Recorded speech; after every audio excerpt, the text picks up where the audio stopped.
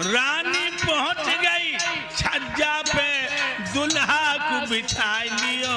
अद गोरी ने प्रीतम को बिठाई लियो। अद रानी ने राजा को बिठाई लियो।